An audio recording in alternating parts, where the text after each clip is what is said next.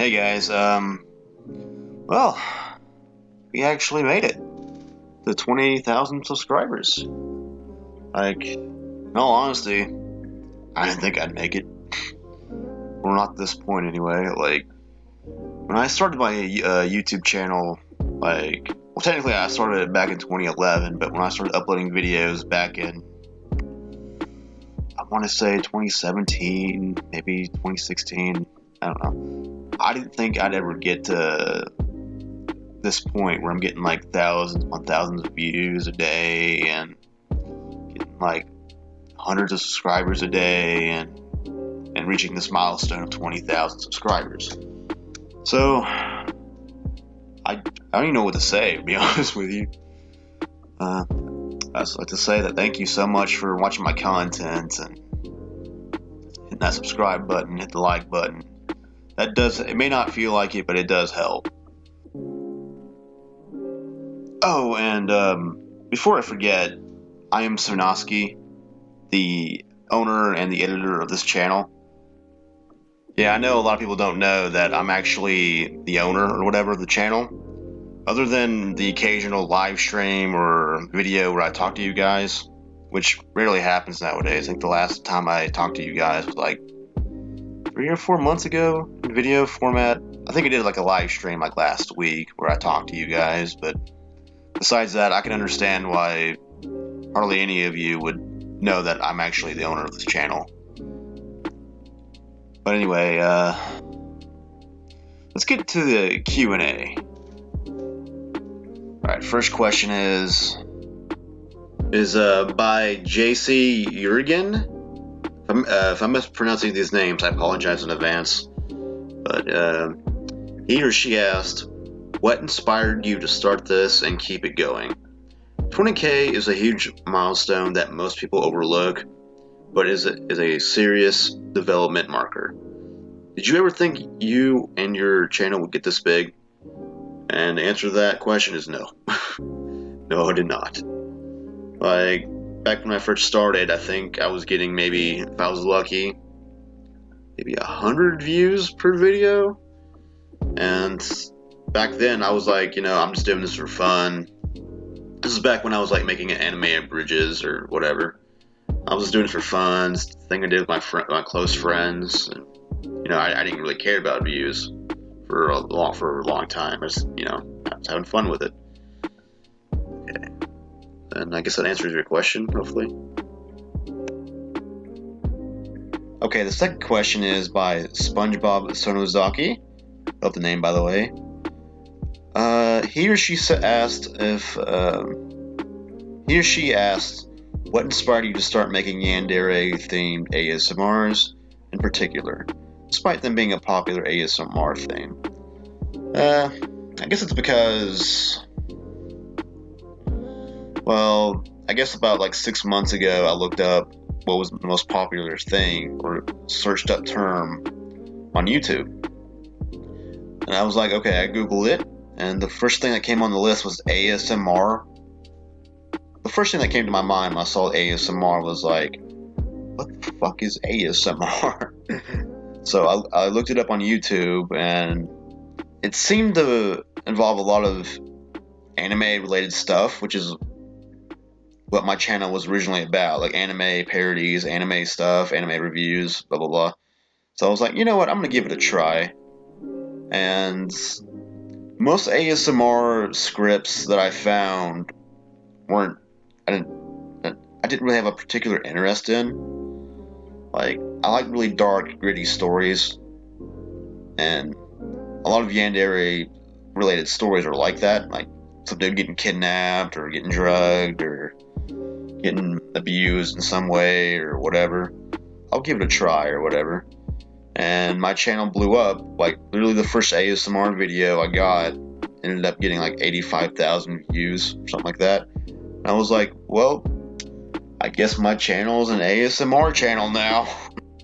And I really do like making ASMR content. Like, for those that don't know, I usually use scripts that people post online for free for anyone to use. And well, I can't complain about it, but some scripts I like, some I don't. But there's been quite a few times I actually get like invested in the story, end up enjoying it. So yeah, I do like the kind of content I'm making right now. That's pretty much why I enjoy it. Answer your question.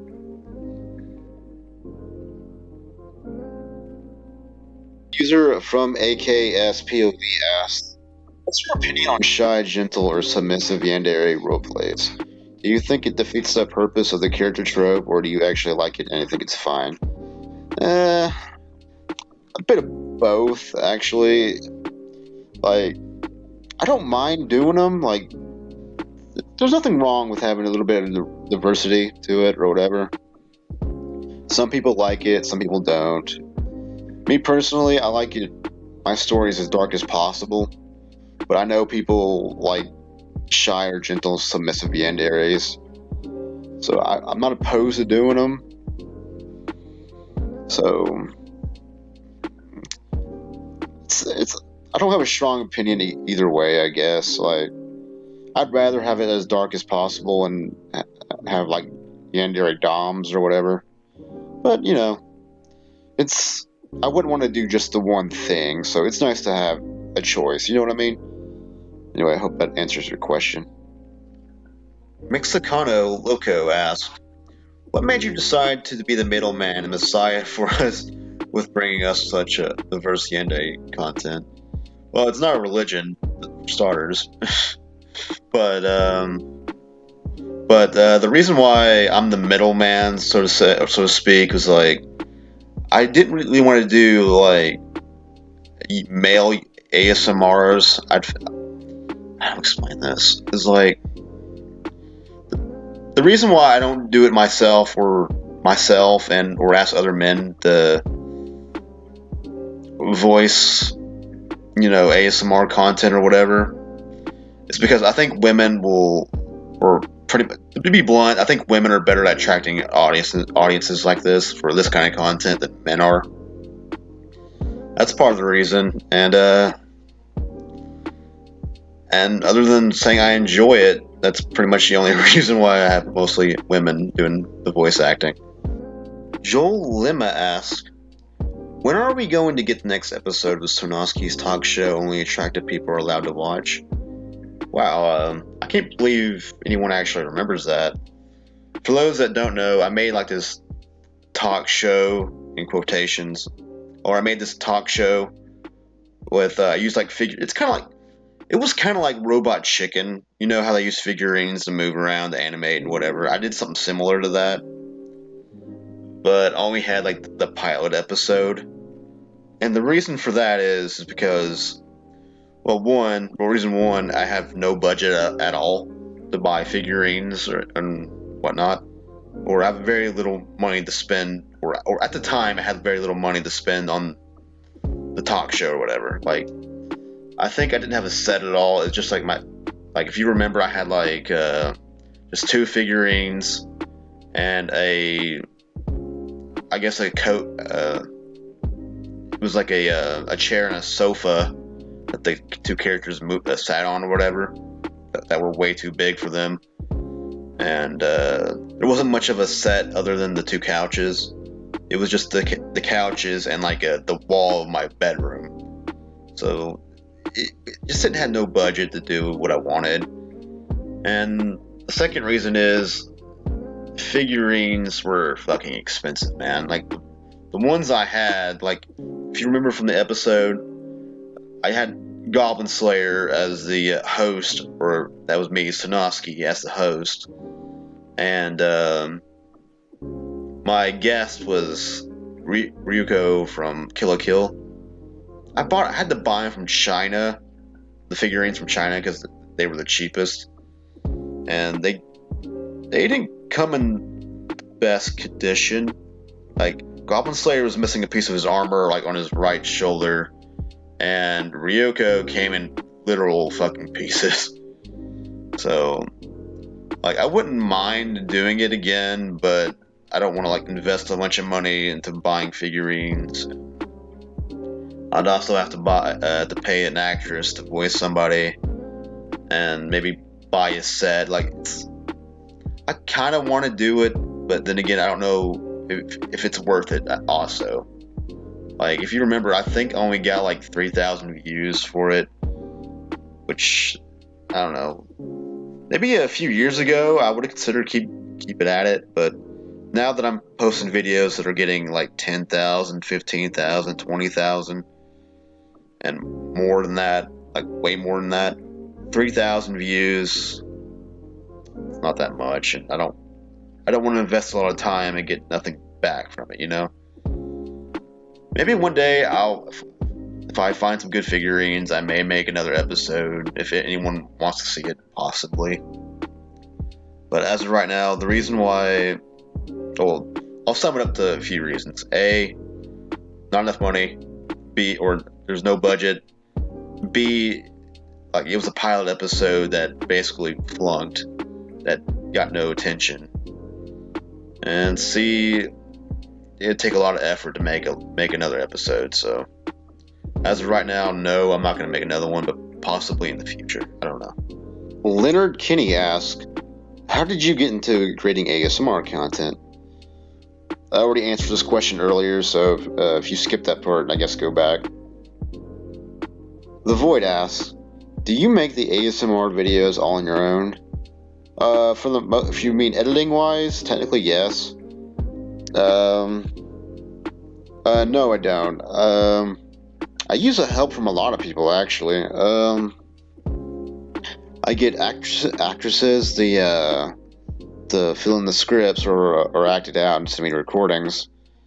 And I rely on mostly. I do occasionally write my own scripts, but I mostly use scripts that are available for everyone online.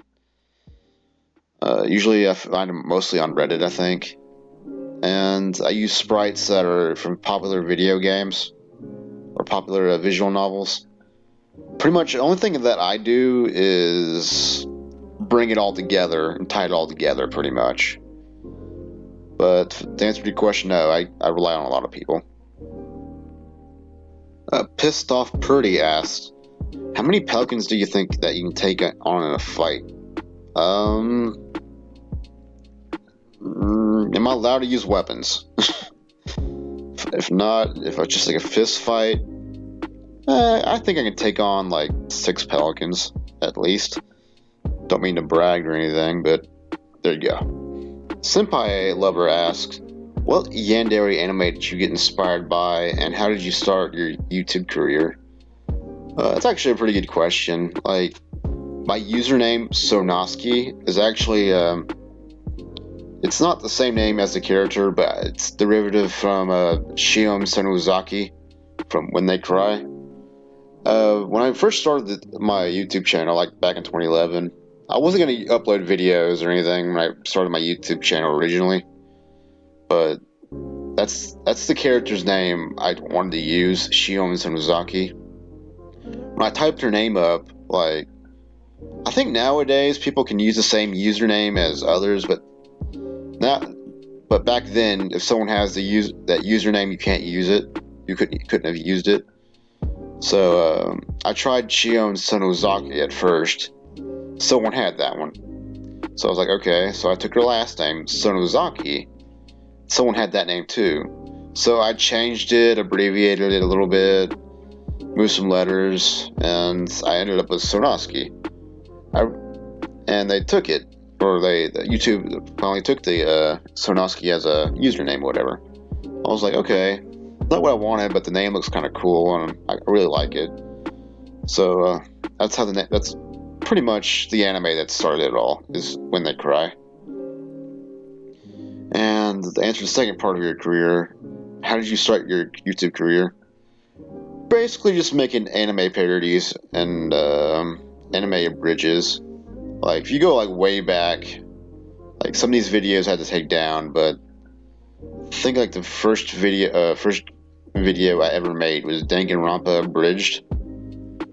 And I think it was like a one shot that was like, the video was so poorly edited and so it was bad, man. Like, I had no idea what I was doing. Pretty much I just downloaded an editing software and just went with it. Didn't look up any guides or anything. Just try to, like, I basically found out how to edit through trial and error, pretty much. And that's pretty much how I started my YouTube channel, by taking baby steps, pretty much. Think It asks, everyone gets days where they really want to improve what they do, and I imagine you sometimes get that way with your content, but it must be hard to find new ways to improve ASMR content. So how do you try to better your content? That's a very good question. Quite frankly, ASMR content is very hard to improve on. I think editing wise, I pretty much do more than most people, visually wise anyway. The only thing I can think of doing is maybe adding more sound effects, or maybe adding, like, I don't know, like, more animation to the, like, videos itself. Like, let's say, like, it's a windy day and there's, sorry about that, that was my fan, by the way. Let's say a girl's underneath a cherry blossom tree. I can have, like, cherry blossom petals flying through the air or something. Don't know how I'd go about doing that, but that's one way to improve on it. PJ Hoffman asks, how much do you know about medieval history? Are you ever going to make an ASMR video where the story takes place in Eastern Europe? Are you ever going to make an ASMR video set in the Frankish Kingdom? Well, to answer your questions, I know very little about medieval history, and in regards to if I'm making a video in Eastern Europe, I guess back in the medieval times, I think I made maybe a few already based on that period. And what about the Frankish Kingdom? I'm not aware that of a Frankish Kingdom even existed before now, so probably unlikely. Sorry. Rig Thompson asked, so what your plan in the near future of 2020 or 2022? I mean, are you keep making more amazing videos on your channel? Are you going to make Yander series or something that's going to blow our minds? That's a good question. Like, I don't know if I'll get it out by 2022. So, I do have some plans, it's not a concrete plan, it's just an idea I've been rolling around for, like, a long time now. But I want to learn how to animate. Like, it's something that I've been wanting to do for, like, so long, but I just don't have the time to do it. Like, I've already been thinking about a few story ideas and some plots that I've been working on or whatever. And I'd love to go forward with it, but there's a bunch of issues with it, or a bunch of issues I have to deal with. Issue number one is time.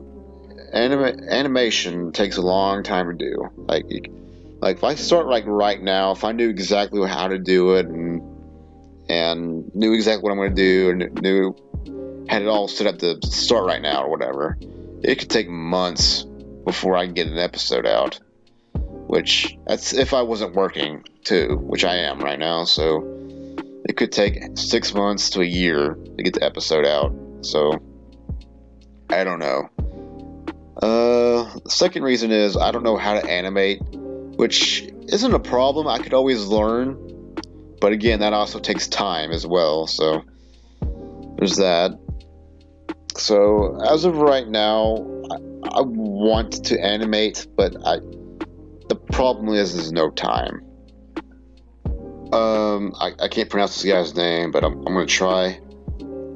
Finario asked.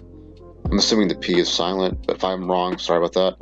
Anyway, he asked, where are you from? I am from Knoxville, Tennessee. I don't want to get too exact, but yeah, that's where I'm from. Pretty much just keep going south until you hear banjos, and you're pretty much there. Lemon Improved asked, are you a female? No. Pinwolf asked, Why do you love Goblin Slayer so much? I don't think there's a Yandere. I don't think there's a Yandere anime. And sup back. And if you guys actually go back to like my earlier videos, like back when I was abridging, Goblin Slayer was like my main project for like the longest time. I think I ended up abridging 9 episodes of the series. Like, keep in mind, if you guys go back and watch it, like the first couple. Remember how I said I figured out how to edit through trial and error? Well, the first like 4 episodes they weren't very good. Like, we had a lot of audio issues and we had a bunch of issues basically. But anyway, that's why I still have that emblem. Cause like I just really like the anime, and I just like again, I like dark and gritty stories, and I like medieval armor and stuff like that. So yeah, that's why I like Goblin Slayer. Nicholas Mendez asked, "Do you like using your own voice for ASMR?" And to answer that, I do not. I don't think I've got a good voice for ASMR. Some people, or someone actually told me I have a good trucker voice, which I don't know how to take that, but I don't think I have a good voice for it. I have a tendency to slur my words, which I'm pretty sure you guys have noticed. And I don't know, I'm not a good actor, so I don't think I'm cut out for voice acting. I love doing it, but I'm not good at it. You know what I'm saying? Hanji is best girl asked, what was it like getting to and hitting 20k subs? It was. What was it like getting to it? Grueling. I spent a lot of sleepless nights just editing away, man. But man, it was fucking worth it, dude. Like, I can't believe like 20,000 people out there actually hit the subscribe button. It's hard to put into words. It's mind-boggling. Mr. Friend asked, "Which are your favorite yanderes?" I think I made like a whole list on YouTube, like YouTube, or like in video format. Like, if anyone wants to see it, I can like link it in the description or the comments section. So let me know. Brian Bravo asked, "What is your favorite Pokemon?" Well, it's been a while since I've watched Pokemon or played any of the games, but I think I stopped watching and playing the games around like the 3rd generation. But the generation I find most nostalgic would be the first one. That'd be the first 151 Pokemon or whatever. So if I had to pick a single one, it would have to be either Snorlax, Charizard, or there was another one. Maybe Mew, I guess. Yeah, I guess one of those 3 would be one of my favorites. Infamous Films 100 asked, "What is your favorite kind of food?" I actually really like Chinese food, like the Americanized kind of Chinese food, like the buffets.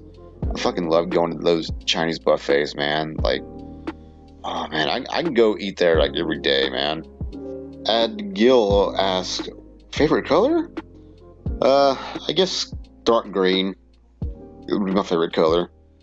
I think the reason for that is because back when I watched Attack on Titan for the first time, they would all wear green cloaks. Or I was like really obsessed with Attack on Titan back in the day. Kit Kat the King asked, "Favorite candy bar?" And if it isn't a Kit Kat, why not?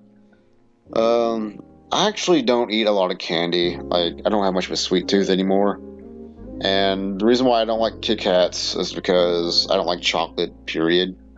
Like, I know a lot of people are booing at me right now, but it's just, I never really liked the taste of chocolate for some reason. Like as soon as I eat a piece of chocolate, like, for the first like couple of seconds it's not that bad, but the aftertaste is what gets me. Like, the longer it's in my mouth, like, the worse it gets.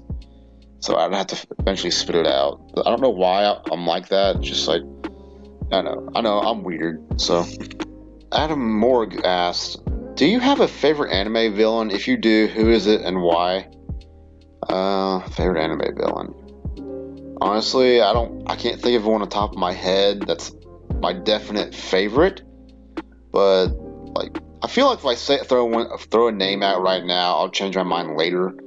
So if you want a definite answer, like you'd have to give me some time to research it first.